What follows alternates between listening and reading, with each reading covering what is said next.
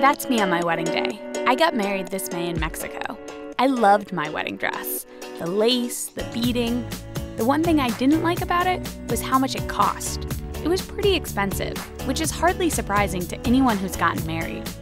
When I was shopping, everyone said I was paying for the fabric and the craftsmanship, but were they being straight with me?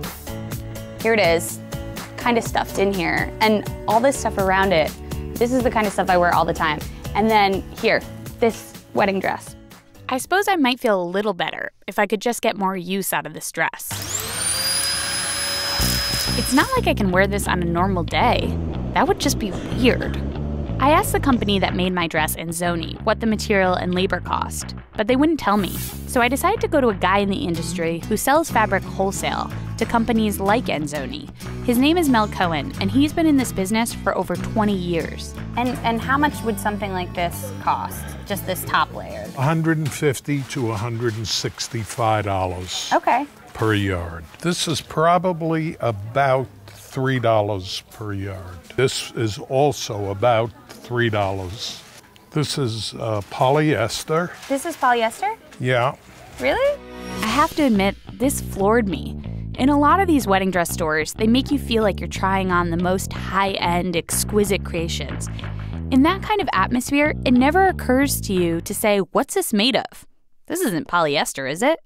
So this dress here obviously was made by a really big name designer who buys a ton of fabric. I mean, what kind of discounts could they get on this stuff? Because there's hundreds of these. if they're making a large amount of them to start, it would be about 50% less for the fabric. So if we're at 1,014 and you're saying they can get a 50% discount, right. We're talking about approximately $500. $500 worth of fabric here. Right.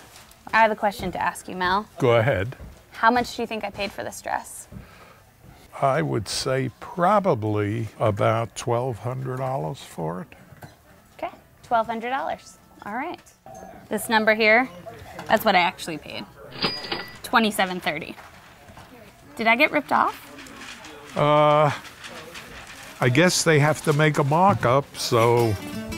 This was pretty shocking because I thought I'd gotten a deal. The first place I tried on the dress gave me a price of $3,500. I'd called around to a bunch of stores and finally gotten it down, $800 less than I was originally quoted. But according to Mel, I'd still gotten ripped off. I felt like I had to get a second opinion. If you could just, take a look through the layers and the construction and stuff and tell us how much you think the labor would cost. Start from the top. Okay. This is the complicated one because all these pieces are applied to the net underneath. And is this done by hand or machine? No, this one is done by machine. In a mass-produced dress, they're not going to do anything by hand they can avoid. And these people have it all figured out. The one woman knows how to do this. They hand it to her. She does 400 of them every single day, all day long. It gets really fast. I'm guessing for the labor in China, $200. How much do you think I paid? $1,500? So now 2 people in a row are telling me I got ripped off. The fabric cost about $500. The labor was about $200. I paid $2,700. Even when you factor in the money spent on design, marketing, overhead, I still paid way more than I should have. What's going on here? Economists point to 2 things. One is this idea called asymmetric information, which basically means most people suck at buying wedding dresses. We don't have as much information as the people selling us the dresses. We generally buy one wedding dress in a lifetime, so there's no chance to practice or learn from past purchases. 2 is this idea called signaling. Everyone told me when I was shopping, if there's ever one photo your grandchildren or great-grandchildren will see of you, it'll be the one of you in your wedding dress. This is signaling. It's not just the dress you're paying for the message it's sending. I love my husband. This is a really big deal. This is a memory I'll have forever. So how do you avoid paying too much? Obviously, you could just cut out the signaling. But the fact of the matter is, most of us want a signal on our wedding day. We want to send a message. That's why we buy that classic white wedding dress. So if you're gonna do it cheaper.